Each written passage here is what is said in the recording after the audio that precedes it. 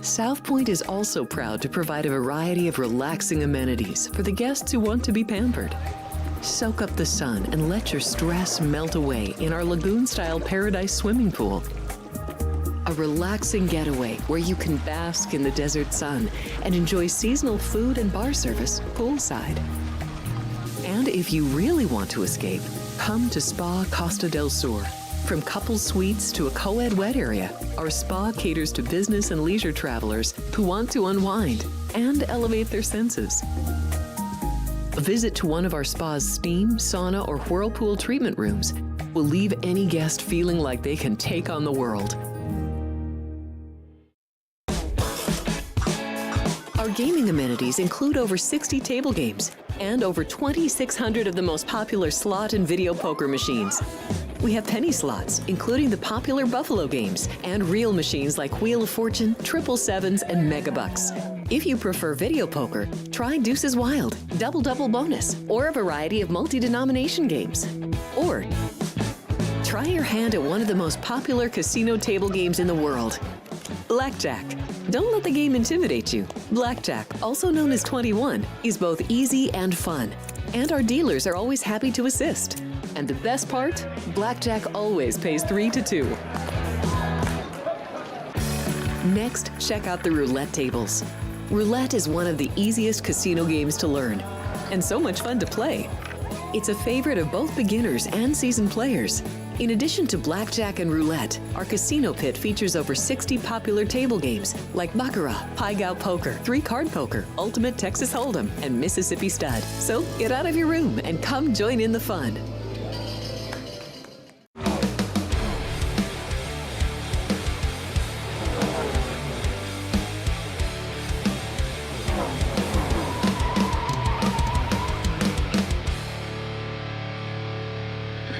Welcome in, everybody, to the final episode of Gaughan Racing for the 2024 NASCAR season. Jeff Motley here at the South Point studio, and Brendan Gaughan, my partner all year long, is joining us remotely. Brendan, where are you today?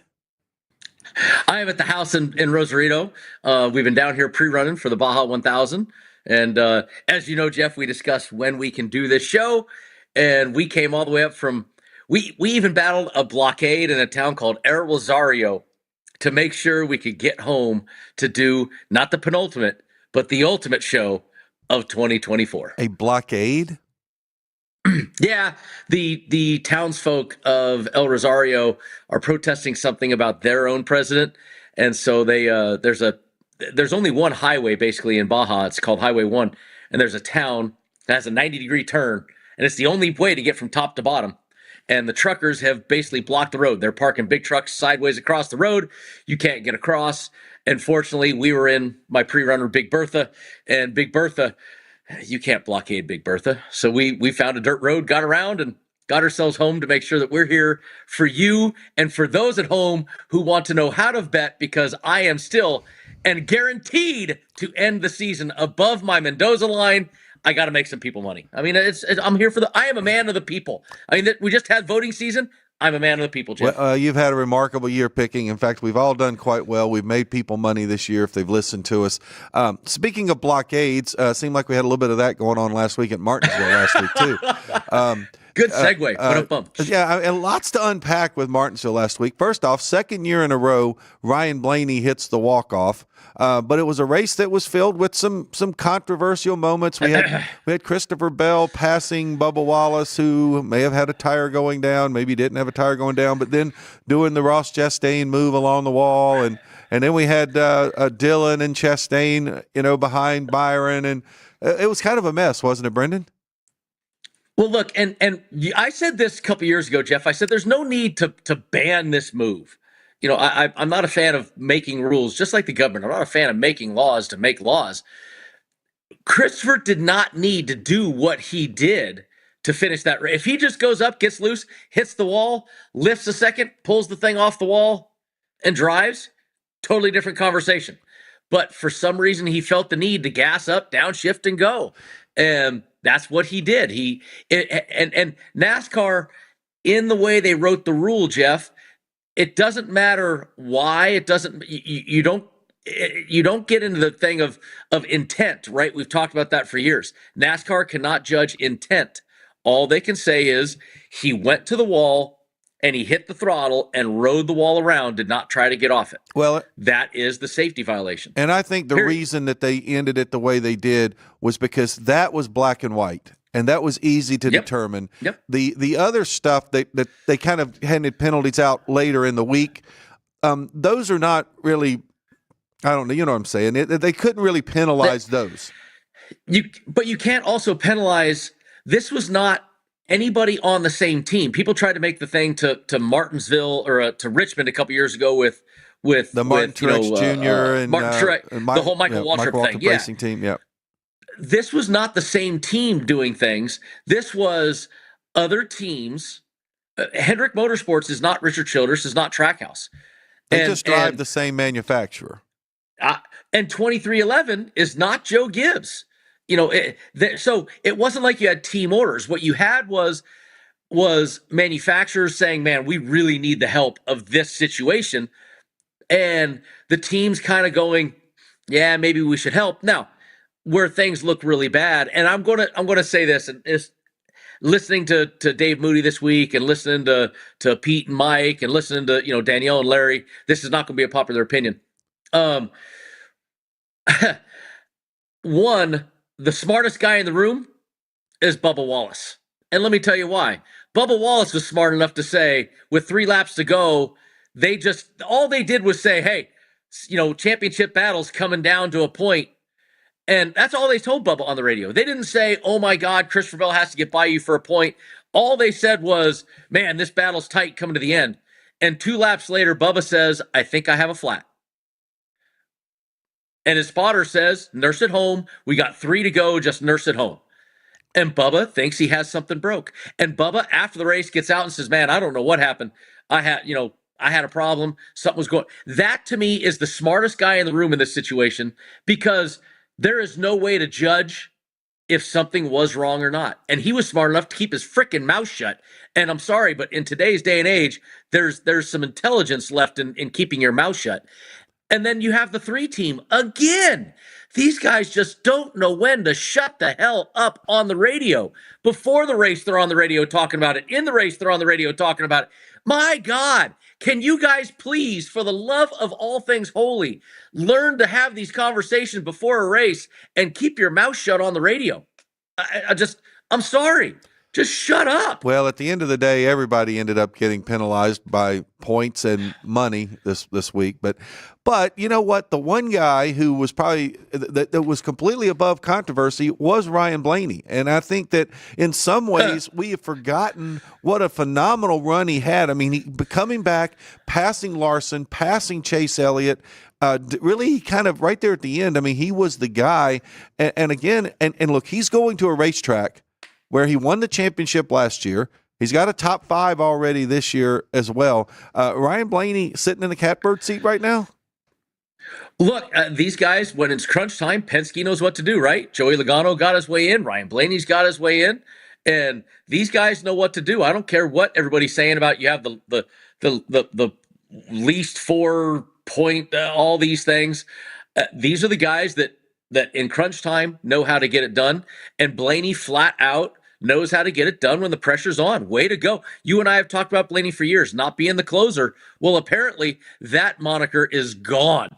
He knows how to close when it counts. He is the closer. And, anybody that wants to complain about the point system, every single team, when they pulled into that garage at Daytona at the beginning of the year, knew exactly what the point system is. They know exactly what the rules are. And honestly, I believe Ryan Blaney, the Penske team, they have found out how to work with these rules. Well, and let me add this. A lot of people are upset. The Kyle Larson thing, won the most races, all these things.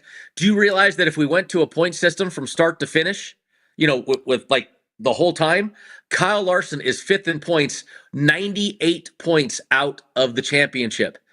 And if you added the 1 race that he missed with Charlotte, he'd still be 50 points out of the championship in 3rd. So he would be coming to this last race racing for not a championship. So no matter what you say about which points or how or this or that, the way we determine the championship, The Penske group knows how to get it done. And William Byron didn't do anything wrong. Christopher Bell didn't do anything wrong. And the guys that are in the Final Four, Tyler Reddick, your regular season champion, is in the Final Four. So I don't see.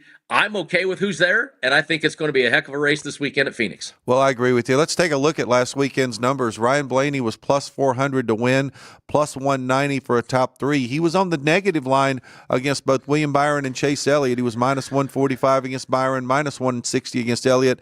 He won Group A at plus 225, and he brought Ford home as a manufacturer, and then Ford was a long shot on that at plus 220. So good return there. Yeah, I mean, look, good return on Ford and good return. I mean, if you looked at last year, Blaney won it last year, so that was a good number for him. That's why it was only 220. You and I talked last week.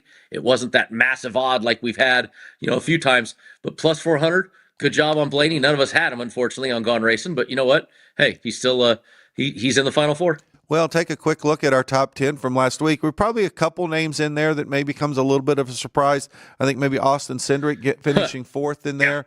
And Austin Dillon, the Austins, coming through there. Austin Dillon getting seventh. And look, Dillon was seventh and Ross Chastain was eighth. We also know they were better cars than that. Austin Dillon probably could have finished fourth. So could Chastain probably, because Byron, clearly they could have easily passed Byron. So a good run for those guys.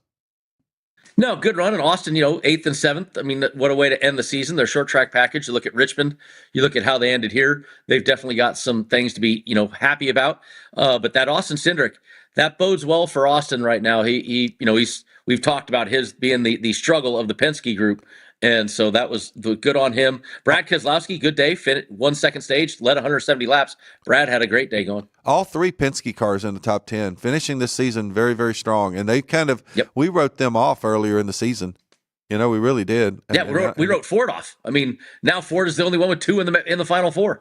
It just seems like every year it's like they really start coming on strong late. I mean, last year, remember, Chris Buescher started coming on strong, and then Blaney ends up eventually winning the championship. We've seen Logano. In fact, Joey ran better at Martinsville than I probably thought he would, considering that, they're pointing toward Phoenix. It was a horrible day for Reddick, but that's another story for another day. So, we got four guys. He didn't need it. Yep. He didn't care. we got four guys, and when you look at their numbers this year, other than Logano, and Logano's numbers this year have not been quite what the other guys have, but when you look at their numbers right now in this season, Blaney, Logano, Reddick, Byron all have 3 wins. Blaney, 11 top 5s, Reddick and Byron 12. Top 10s, Blaney's got 17, Logano 12, Reddick and Byron 20. Pretty even numbers with these guys. Yeah, I got no problem with this. I mean, I know people on the NASCAR radio have been, complaining and whining, and, they Denny Hamlin and his stats, and you look at these numbers. Okay, Logano, 6 and 12. That's still a pretty good season. 3 wins, 6 and 12. I'm not going to shake a stick at that. And then you got Blaney and you got Tyler and Byron. These are guys. Byron at one point we said was the hottest guy in the sport, Jeff. So I got no problem with this. I don't see where the issue is that the fans are clamoring about, the best guys didn't get there. I think that a great Final Four is here. Well, and I think literally, I mean, if when you get down to 4 drivers, guess what? Somebody's going to get left out. Christopher Bell got left out. Denny Hamlin got left out. Kyle Larson got left out. Well, you'd be also upset if Tyler Reddick got left out, or William Byron got left out, or Ryan Blaney got left out. So you're right. Somebody's going to get left out when you have a Final Four, right? That's the way it is. I mean, your team doesn't always win. Chase Elliott gave it his best shot. He tried to go win the race, hit the walk off. We were talking about maybe all 3 or 4 Hendrick cars making it. Now we're talking about 2 Fords. Who saw it coming, except for Roger Penske? Yeah, you're right. So, all right, well, everything now turns its attention to championship race at Phoenix International Raceway this weekend. So we come back on Gaughan Racing. We're going to start breaking down all things Phoenix. And we're going to tell you who we think is going to win the championship. South Point offers all the types of entertainment you'd expect at a first-class Las Vegas resort. Did you know our 400-seat showroom is one of Las Vegas's top destinations for live entertainment? Enjoy live performances by classic Vegas entertainers, bands, and today's hottest comedians, plus a rockin' dance floor. You can also enjoy live entertainment at the Grand View Lounge, where you'll feel all the vibes of old Las Vegas. Enjoy the music, and if you love to laugh, don't miss The Dirty at 12:30, our very own free comedy show. Every Friday night at 12:30 a.m. in the Grandview Lounge. The Dirty is 100% free, so arrive early. Go to southpointcasino.com or call the box office at 77136 for today's performances at the showroom and the Grandview Lounge. When you're ready for your favorite cocktail, stop in and unwind at one of our 7 specialty lounges. There's a bar around every corner, because you're in Vegas, baby. South Point Casino has plenty of attractions for the whole family. Catch a movie. Our 16-screen movie theater includes 2 XD Extreme screens for the ultimate in viewing, sound, and luxury. After the show, treat the family to a variety of treats at our old-fashioned ice cream parlor, Kate's Corner. We scoop up a variety of creamy concoctions, including smoothies, hand-dipped cones, milkshakes, malts, sodas, and sundaes. At Kate's, there's something for everyone. And if you've still got time to spare, our bowling center might be right up your alley. Voted Best of Las Vegas, it's a great place for friends and family fun. 64 lanes, a pro shop, snack bar, and arcade. And while the kids are bowling, you can play slots and sip on a drink in the Alley Cat Lounge while overlooking the lanes. For our more serious and professional bowlers, the South Point is also home to a separate tournament bowling plaza.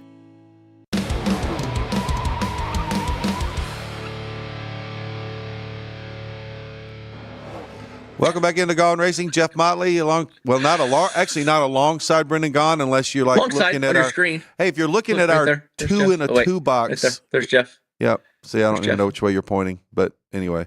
So Brendan's joining us remotely from Mexico, where he's getting ready to run the Baja 1000 and Dodge trucker blockades down there in Baja, California. But we are talking all things championship weekend, Phoenix International Raceway, and we got 4 drivers, Joey Logano, William Byron, Ryan Blaney, and Tyler Reddick going for the championship. It's all about the championship. And Brendan, the guy who's had the most success here overall is Joey Logano, but Joey Logano also has by far run the most races here. Ryan Blaney, if you look at his numbers, 17 races, 12 top 10s and 8 top 5s, but second place last year, which was enough to win the championship because Ross Chastain won the race, the only time the race winner in this format has not been the champion. And then Blaney also finished 5th here earlier this spring. So he had the best finish earlier this year among these 4 guys as well. So to me, Blaney goes in as a favorite, right? Well, yeah. I mean, you look to me, 8 top 5s in 17 races. That's just shy of 50%. Top 5. That's pretty darn impressive. Especially if you look at Joey Logano, 16 of 31, just over 50% in the top 10. So even though he's got the 3 wins, that's still pretty darn good. But Byron's good. All these guys. I think today, as I'm breaking down the stats for you, I'm going to be looking a lot to maybe that earlier race in the year, which we all say is the time that we look at.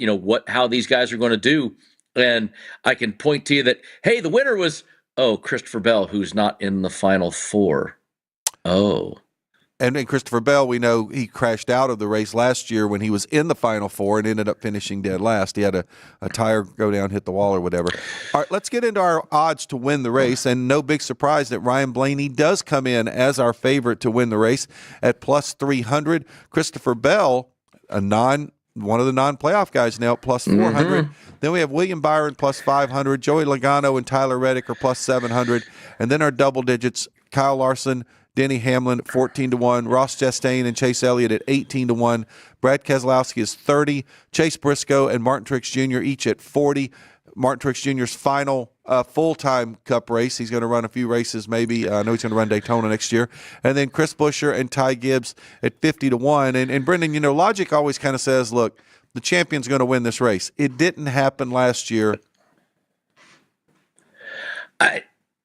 Listen, that Christopher Bell plus 400. I mean, he won it earlier this year. I think he wants to make a statement that he should be there type thing.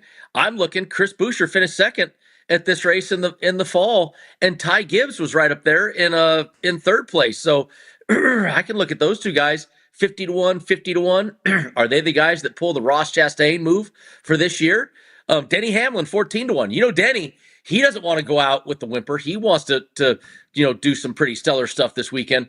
There's some guys, if you want to get out of the odds to finish first, you've got a shot to possibly pick somebody here that could be high odds if you think that the winner might not come out of the top 4.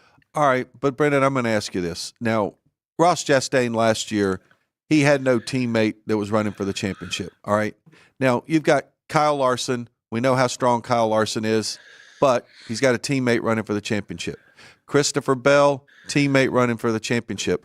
Also, Denny Hamlin, his own car that he owns. Not really. But Denny Hamlin has car that he owns. Well, yes. I kind of look at these Toyota guys are really almost like teammates, I guess. But I guess that's what I'm saying, though, is how hard are you going to race one of those guys? Are you going to pass one of those guys? Here's the thing. I think, does it behoove Kyle Larson to run first in front of Blaney, pardon me, or in front of Tyler to try to win the race, to make them want to win the race? It behooves them to make this guy in second try to catch him. So to me, if your guy's not in first and you can try to go win this race and maybe make them make a mistake trying to win because they have that ego, they want to win the championship race, I think it could still play into a Larson or a Hamlin or one of those guys wanting to be in the front to one, prove to everybody else they should have been there, and two, to maybe help their teammate out, make that guy try to catch him, and maybe make a mistake while trying to catch him. Well, it's certainly going to be a decision they all have to make, and I think everybody also, given what happened this past week when there were guys that maybe some shenanigans or whatever might have been going on, might be very conscious of not doing something that's going to get perceived as being less than 100%. Let's just say that. All right, let's take a look at our longer shots here to win the race. Alex Bowman and Bubba Wallace are each 75-1. Josh Berry, Austin Cindric, and Kyle Busch 100-1. Kyle Busch trying to extend that streak, but I don't know that I see it happening.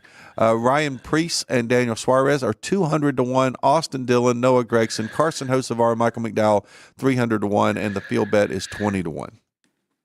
It cracks me up. Kyle Busch is a guy that if you'd have given me Kyle Busch at 100-1 any other year at any racetrack in the world, Jeff, you and I would have said, time out, there's a problem, we got to go. He is 100-1, and it is not enticing enough for me to actually bet him this week. That's the frightening thing. And this is a guy with 6 top 10s in the last 10 races, 11.7 average finish, and we're not even going to talk about him winning this race and with his final chance to actually go and win a race this year. I don't think there's anybody on this one. Sorry, we pulled the Jeff Motley there with my phone ringer still on. I was wondering what that noise nobody on was. this page. Yeah, what I is turned this it off noise? now. Tell Ann, don't worry, it's not going to happen again. We're off. But I just don't see anybody on this page going this deep. And Kyle Busch should be the only guy. And they have not run well enough for me to say Kyle Busch is going to win in his last race, and the streak will end. Yep, I think you're right there. I mean, it's hard to believe. Really, it is kind of hard to believe that he hasn't won a race this year, and he had a couple of opportunities and kind of let him get away from him.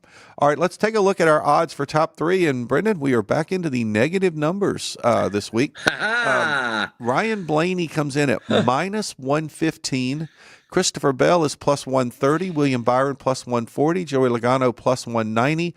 Tyler Reddick is plus 200. Kyle Larson 250. Denny Hamlin 350. Chase Elliott 400. Ross Chastain 450. Martin Truex Jr. 550. Ty Gibbs 800. Chase Briscoe and Kyle Busch each at 10-1. Chris Buescher, Brad Keselowski 11-1, and Bubba Wallace at 14-1. Wow, I mean, look, Blaney, you ready for this stat, Jeff? Last 10 races.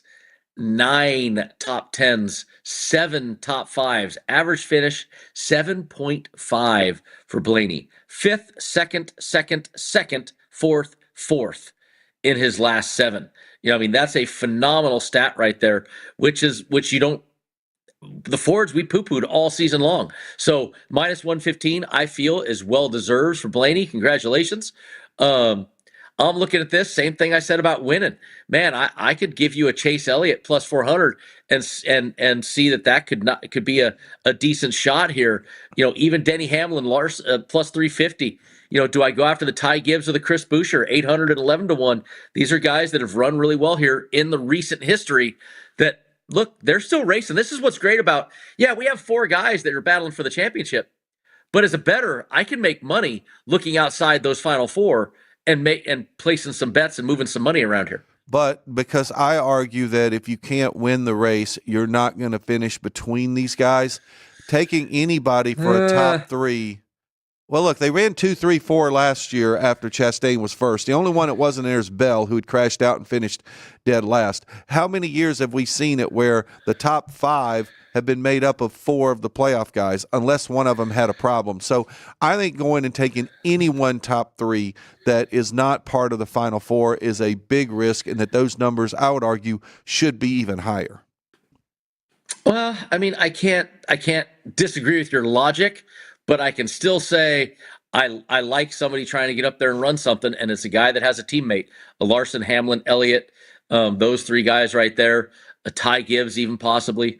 I can argue that I like those to get in the middle of those guys and still try to finish in a 3rd place or so, letting the championship play out. All right, well, let's do our longer shots for top 3s, even though it's pretty clear, I think, based on what I said, that I think that these are kind of a little bit worthless, but we'll read them anyway. Alex Bowman is 15-1. Josh Berry and Austin Cindric are both 18-1. Daniel Suarez and Austin Dillon at 28. Carson Hocevar, Ryan Preece, Michael McDowell, 35. Noah Gragson, 50-1. John Hunter Nemechek and Ricky Stenhouse Jr. at 70-1. Eric Jones and Corey LaJoie at 80-1. And Justin Haley and Jimmy Johnson making a rare start at 150-1. It just drives me nuts, the whole Jimmy Johnson thing. I'm sorry. Look, in this page, and we love Jimmy. Do I see anybody coming? We love Jimmy. And everybody knows Jimmy and I have been friends since we were 15 years old. It just personally bothers me seeing that. If I look at this and I say what you said, which is, man, really tough to say anybody's going to spoil the party, it's definitely not going to be somebody out of this page that's going to spoil the party. So, that's just, I don't see anybody scanning both sides, Jeff. I don't see anybody that makes me say, I think this guy might sneak in.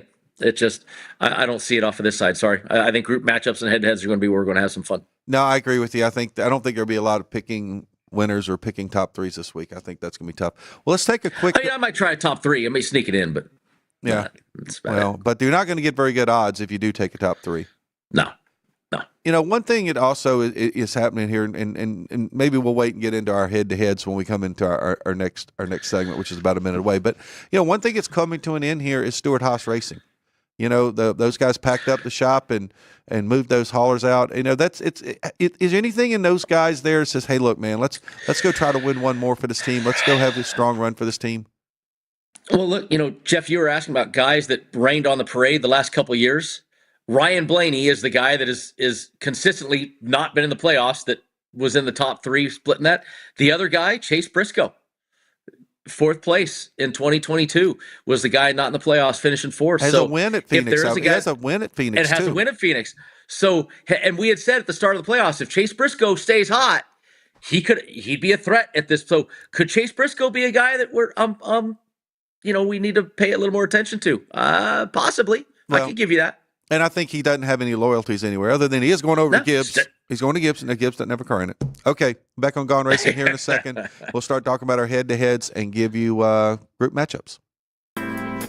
We have 11 amazing restaurants featuring a wide variety for every price range and appetite. South Point's Garden Buffet has something for everyone at unbeatable prices. Or if hunger strikes in the middle of the night, join us at Coronado Cafe. The American menu offers breakfast, lunch, or dinner 24 hours a day, plus a Chinese kitchen for authentic Chinese dishes from 11 a.m. to 11 p.m. From steak and eggs to wonton soup, it's fast and friendly service 24/7. When you need a quick pick-me-up, you can find it at our state-of-the-art Starbucks just inside the main South Point entrance. Order ahead with the Starbucks app for easy mobile order pickups. Or enjoy your favorites in the relaxing dining area anytime, day or night. If you love Mexican food, Baja Miguel's has all of your south of the border favorites. There are dozens of classics to choose from, like fajitas, ceviche, chimichangas, tacos, and more. And for spirit lovers, Baja's colorful non-smoking tequila bar is right outside.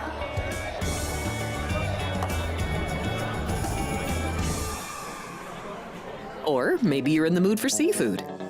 Big Sur Oyster Bar has fresh seafood prepared right before your eyes.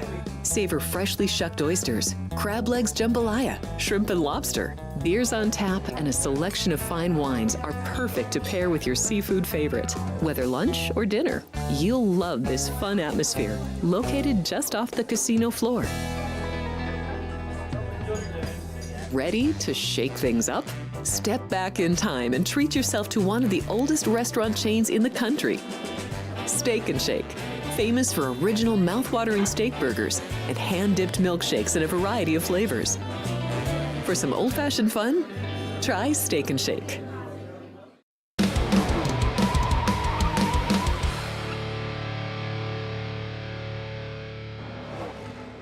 Welcome back into Gaughan Racing. Jeff Motley here in the South Point studio, and a laughing hysterically Brendan Gaughan joining us from Mexico. 2 in a 2 box, because that's all we got. Well, I guess we're down to one camera. We can't be 2 in a 1 box. Well, I mean, if you had a camera that reached both you and I right now, that'd be a hell of a camera. Yeah, one in a. Could we do a 1 in a 2 box? Satellite. Well, 1 in a 2 box would be really weird. That would mean we turned you off. We cut you in half. Yeah, we'd have to cut you in half. Yeah. Okay. Oh boy, the terminology of television. Oh, professionally unprofessional. Professionally unprofessional. We love it. With 2 faces made for radio. Thank you. You're welcome, That's Sirius XM. Okay, let's take a look at our head-to-head matchups this week. Brendan, we have some big numbers.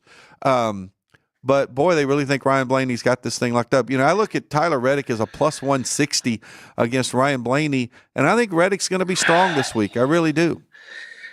Well, look, and I was just looking this up. Reddick in the race in the spring, he won stage 1, finished second in stage 2, but then ended up coming home in 10th after leading the most laps on the day at 68. So, if you remember, him and Denny Hamlin got into a beating and banging match near the end of that race, and that's what gave Blaney the win. So I don't dislike Reddick at 160 versus Ryan Blaney. That's a championship battle. You're getting Blaney at a minus 115 for a top 3, in a head-to-head. If you think he can beat him, he doesn't have to win the championship. He just has to beat Blaney.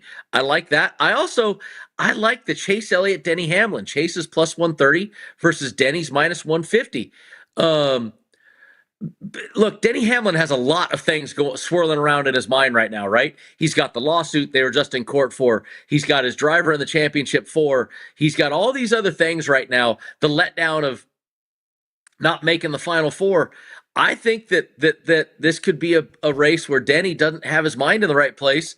And even though it's Denny and he did lead 60, the second most laps in the spring, I think right now Chase Elliott is probably a little more locked in, and I like that number right there also. I agree with you on that one, and I think you're exactly right. I think Denny's got a lot bigger fish to fry than winning a race at Phoenix right now. I agree with you there.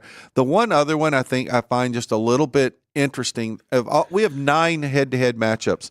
There's only one that has a playoff driver as an underdog against a non-playoff driver, and that's Joey Logano sitting there at plus 150 to Christopher Bell's minus 170. And I believe Christopher Bell is that guy that if he can't win the race, he is not going to get in the middle of a championship battle. I think he's got too much class. I think he has got too much professionalism. And look, he was in this thing last year, and he wants to be back next year. And these guys want to be treated the same way when they're in the Final Four as they treat these drivers in the Final Four. So to me, I like that one. I got to tell you, I can't dislike that because, look, they're going off of recent history. In the spring, Chris wins, Joey Logano wrecks out early. So I think that's why there's the big disparity there. And last fall, it was the other way around. Exactly. So I think, I don't dislike that either. I think that, it is a non-playoff playoff. And Christopher Bell is a respectful type guy that if he isn't there, he might.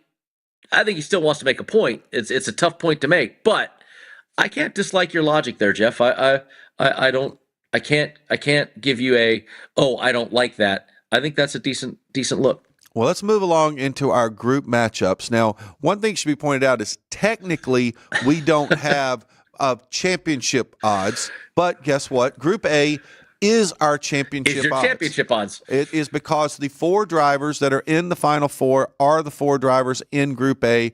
Ryan Blaney, overwhelming favorite here at plus 175. William Byron comes in at plus 280. And then Joey Logano and Tyler Reddick both at plus 350. Yeah, I mean, that's a hell of a number there on Joey Logano with the history that he has. Even Byron plus 280. He's got 6 top 10s last 10 races with a win. So if you want to bet against Blaney, you're getting pretty good numbers right there. To take the don't line on him in the championship 4, and then Reddick. Do you say Reddick's going to do it this time? He's never had a reason to race. At Phoenix for the championship round like he has now. And I just told you he was leading the most laps in the spring. So I do like the 2 long shot numbers. I think that's enough. Even 280's enticement for me for William Byron. Enough enticement for me to jump off the Joey Logano or the Ryan Blaney bandwagon. And this is we've been talking all year, Jeff. This is why you have a future bet. You could have had any of these guys at 16-1, 12-1 to win the championship earlier this season. You could hedge it with a bet right here if you had that action from earlier on. No, I agree with you. And I look at that Reddick there, plus 350, and, this is his kind of racetrack. And I know he had a horrible week last week at Martinsville, but let's be honest. Yeah, he didn't race for anything. He didn't care. Right. He didn't even need to be looking toward that. And once he won that race at Homestead, it was all about pointing toward Phoenix. So I kind of I do like that. All right, let's take a look at our Group B. Now, the rest of these, we're going to get into groups where these guys are not in our championship hunt. And you're going to notice a name that is missing from our groups, and that's Christopher Bell. So we don't have Christopher Bell in a group because I don't think they knew where to put him, because I think they wanted to keep Group A as the championship group. But honestly, Christopher Bell would probably be a Group A guy. So Group B, Kyle Larson and Denny Hamlin are both at plus 225, Ross Chastain at plus 320, and Chase Elliott at plus 325. This one, Ross Chastain's in Group B because of what he did last year. Not really what he's been doing lately. And I'm looking at this, Jeff, we always talk about an X group. This is kind of my X. Chase Elliott, Kyle Larson, I like both. I dislike Denny Hamlin for aforementioned reasons. Ross Chastain, I think, just has not been running like he should be right now. So and plus the penalties and all those things. So I got Larson or Chase, and I really couldn't separate between the two of them. I kind of not so sure I go the Larson Chase thing. I do like the number on Ross Chastain because he does seem to run well here, and he kind of, I think, no crew chief, no spotter, no competition director. I think that team that's a little more vital to those guys than it is, say, a Gibbs Racing or a Hendrick. And you may be right. Well, let's put this. I'm not picking this group either. I was just trying to at least have. I was at least trying to give some thoughtful analysis. But although you're the one that kind of says, well, it doesn't really matter. They all sit back. Although the spotter does make a difference because that person is at the racetrack, and you do kind of have I think there's a confidence level you guys get as drivers hearing 100%. That same voice in your head every week. Listen, and that's the real voice, not the ones that we hear in our heads that nobody else hears. But to a team like Trackhouse, where they don't have that, or if they have the war room, I'm not aware of it, but it's not like these Hendrick groups or these Gibbs groups, the Childress group, these guys that have these giant war rooms that they can still make these decisions. Their crew chief will just be back in the war room doing, whatever, and it won't make a difference. But to this team, I think it does make a difference. All right, let's take a look at Group C. We have an overwhelming favorite here, Brad Keselowski at plus 185. And then we have 3 drivers all at 300 or better. Chase Briscoe and Martin Truex Jr., we mentioned earlier, making his final regular start or full-time start, if you will, both at plus 300. And Chris Buescher is at plus 320. Yeah, this one to me is, okay, Brad Keselowski's the favorite, of course. He ran good, last week. We've had some great stuff going on here and there with Brad, but I'm going to go, and it's a big number, so I kind of like this, Jeff. Chase Briscoe plus 300. Here's a guy in his last 10 races, 4 top 10s, 1 win, 2 top 5s, last race like we just talked about. Here's where I'm going to say the Chase Briscoe going to go out with a bang. This is the one that I like right here. I like Chase at plus 300. I do too. Like that a lot. The plus 300 number puts me over the top completely on Chase Briscoe right there. The the RFK cars, Brad had a pretty good run last week at Martinsville, but RFK cars kind of, and Butcher's got a win. I know he was second, and he was second here in the spring. But I think that, look, if Stewart-Haas has nothing left in the tank, right? They got nothing left to give. Everything they have went into this last car.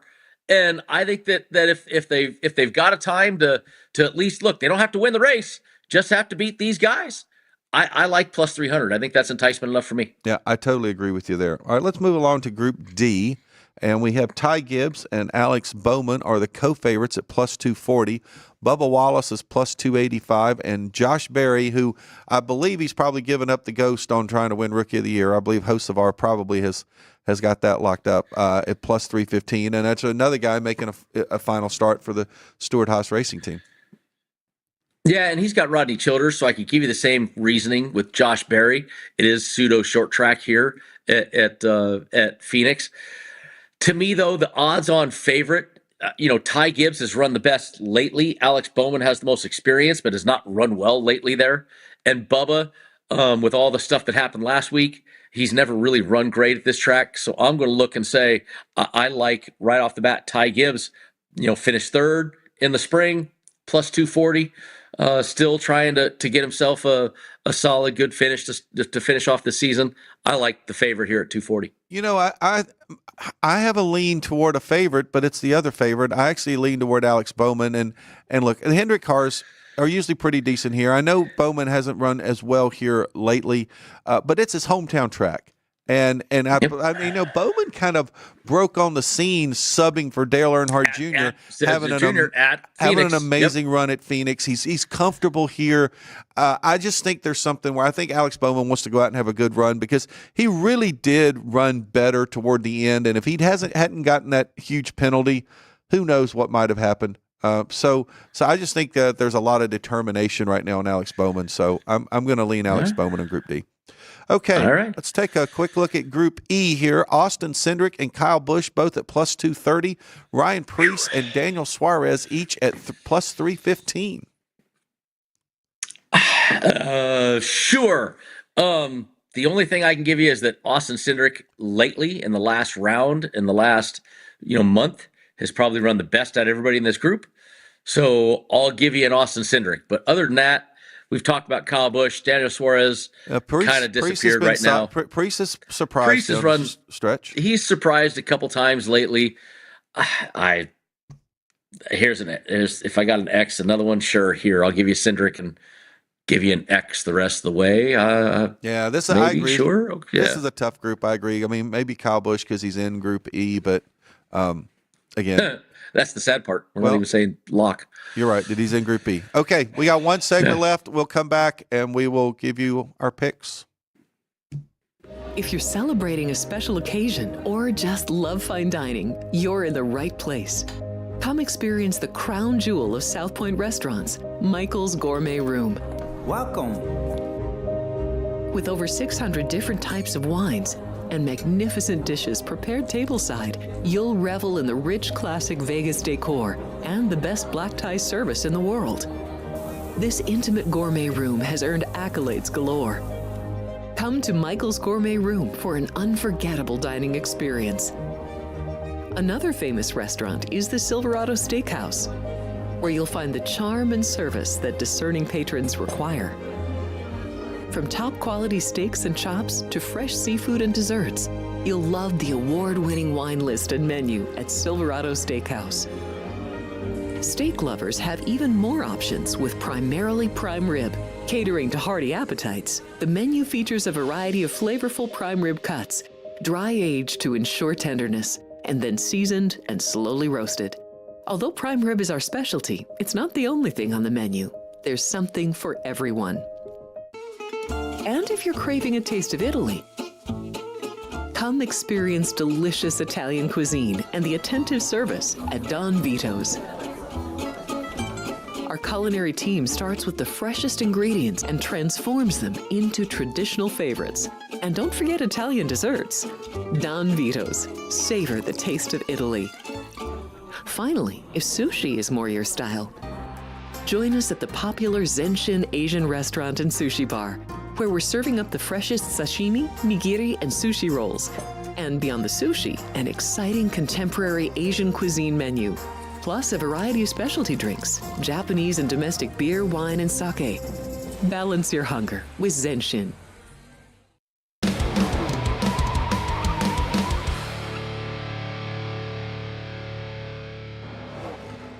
Welcome back into our final segment of Gaughan Racing. Jeff Motley here at the South Point Hotel, Casino, and Spa Studio. Brendan Gaughan joining us live from Mexico, getting ready to run the Baja 1000. It's kind of odd, the last show of the year, like 2 years in a row, and we haven't been in the studio together. But Baja doesn't change its schedule for us, does it?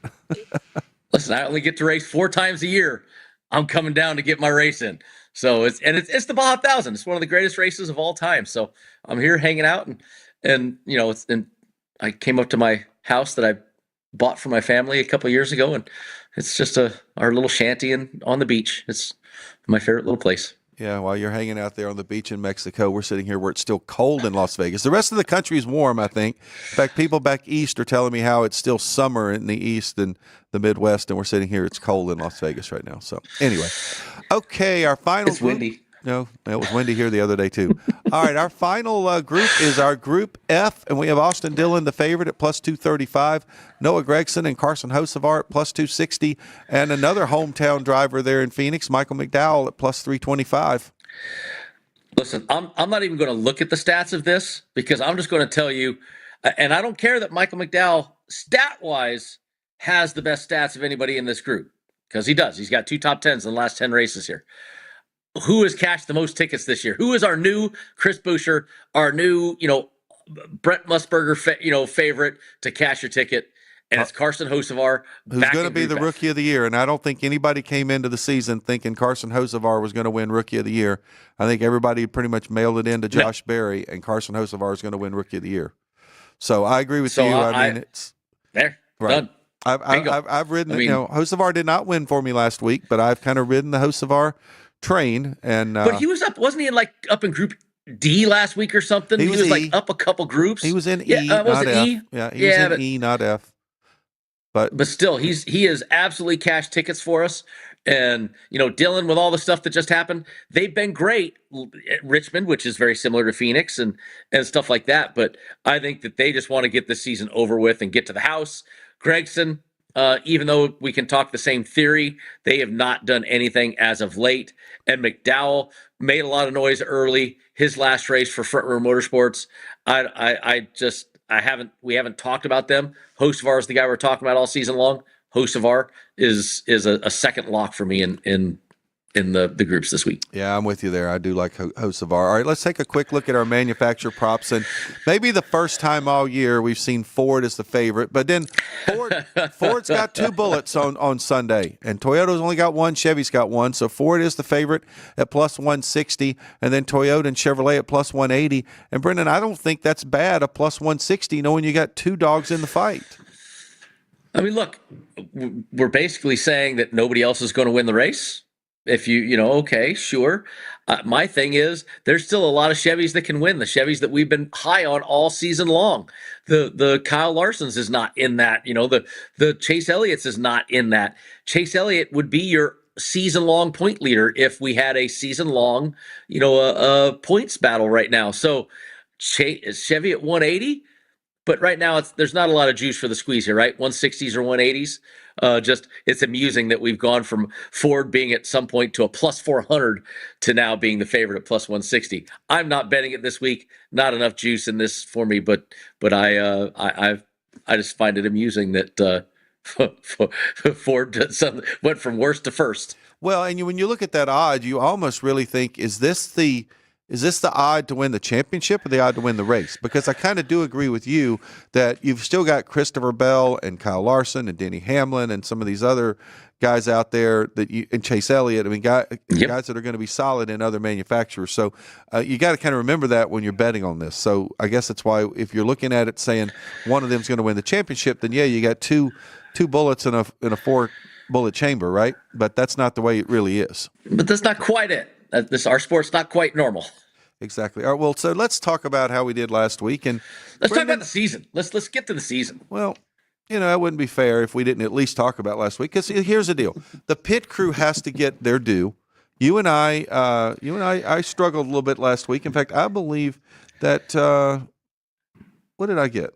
I got one right. I got a head-to-head. You and I got the same head-to-head right. We both got Elliott over Hamlin.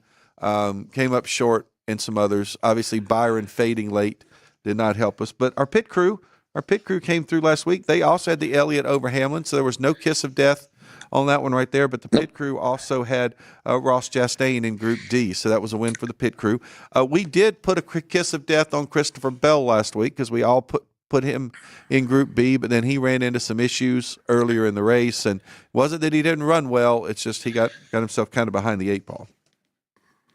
Yeah, and look, the pit crew giving themselves a chance to end up double digit for the season, right? They just got to have a decent final week this weekend, and they end up double digits. And if you, once again, Jeff, this is a NASCAR betting show, right? We're not the normal Sirius XM show where we talk about the penalties and the vibe of the sport and all the stuff that normally happens on Sirius XM NASCAR Radio Channel 90.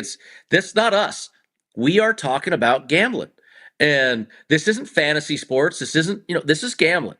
And if you look at any other broadcasters in the country and have them handicap stuff and put their odds up, I would put you, me, even the pit crew who is still double digits. We absolutely are head and tails. If you listen to us, you're making money. If you took right now $1,000 on each of the 5 units every week that you gave everybody, they would have $34,000 right now at the end of the season. You'd have $107,000 if you followed my bets. You're a 107 to 1 winning bet. I'm a 34 to 1 winning bet, and the pit crew is a 12 to 1 winning bet. Pretty good winning bets. That we have definitely, like I said, if the folks when Maz asked us to come back on Sirius XM when we went to the South Point studio and do this, we were all kind of excited about it, saying, hey, you know what, it's our home. But being on Sirius is a big deal for us. We appreciate the listeners. We appreciate, them allowing us to do this. And I think the proof's in the pudding. There ain't no reason why you don't put me and you up against anybody picking anything in this sport, because we do a pretty darn good job of it. No, I've been proud of our efforts this year. All right, well, we got one last week of picks to go. So we'll get the pit crew picks first. Pit crew is going all groups, and I guess they're going for a champion. They're picking Joey Logano. They have Joey Logano basically to win the championship. They have Joey Logano in Group A. They have Kyle Larson to win Group B. Martin Truex Jr. in his swan song to win in Group C. Ty Gibbs in Group D, and Kyle Busch in Group E. Look, we just talked about it. I like the Logano. I can't say I dislike the Larson. I said I like top or tail on that one, and there you go. Truex, probably a little bit of heart there. Somebody on the pit crew likes Truex apparently, and they're going with their heart instead of their head. And then the Gibbs bet I like, and the Busch bet, why not? It's Right? Why not? Kyle Busch. It's Kyle Busch in Group E. I mean, it's Kyle Busch in Group E, Jeff. Why are we not talking about that? But it's Kyle Busch in Group E. I can't dislike it. Yeah. All right, I am going to go with two head-to-heads. I am going to go with Joey Logano over Christopher Bell, just because I like the guy that's in the championship race. And I'm with you on the same philosophy of the Chase Elliott, Denny Hamlin. I just think Denny's got a lot of other things he's got to worry about more so than how well he runs here at this race. So I'm going to go Chase Elliott over Denny Hamlin. And then I'm going to go in the groups. Group C, I think, I don't know, you and I might have the same pick here, but I do love Chase Briscoe in Group C. Kind of hard not to go there. Talked about it earlier. I am going to go with Alex Bowman in Group D. And look, I've been riding Hocevar all year long. I'm not going to stop riding Hocevar now. So I got Carson Hocevar in Group F. What do we got? 3 of the same? 4 of the same? I'm so unhappy right now. Oh, are you kidding me? I'm going to go out like this. I'm going to go out with me and you actually agreeing on almost all of our bets for the final round at Phoenix. Great minds think alike, man. Great minds think alike. You know what? I've just bragged about us, so I'm going to go out, and that this means tells everybody that you got to do it because we've been this good all season. I agree with the Chase versus Denny in the head-to-head. I mean, plus 130. I gave that stat for a reason. I like that. And you talked me into the Logano versus Bell. I think that Logano being there is going to be something to talk about. So I like it. And then I gave you my deal about Chase Briscoe in Group C. So I'm going to join you in Group C. Now, the good news is we're going to battle each other in Group D. I'm going the Ty Gibbs route in Group D at plus 240 because I'm going to at least thank God we're different on one. And then I'm with you in Group F. I'm at Carson Hocevar. We're going to go 4 out of 5, Jeff. So hopefully you and I have amazing weeks and my Mendoza line gets even further in the rearview mirror. Well, and I hope so too. No one decided to take that flyer on a 200 or 300 to 1 to try to overtake you, I see, because I don't think it would really be worth it very much. So if you think that's going to happen, good luck. Godspeed. Waste your unit. No, I'm with you. Well, Brendan, we got about a minute and a half left here. We've got championship weekend at Phoenix. We have the trucks running Friday night. So it means our show might be on earlier on Friday on SiriusXM.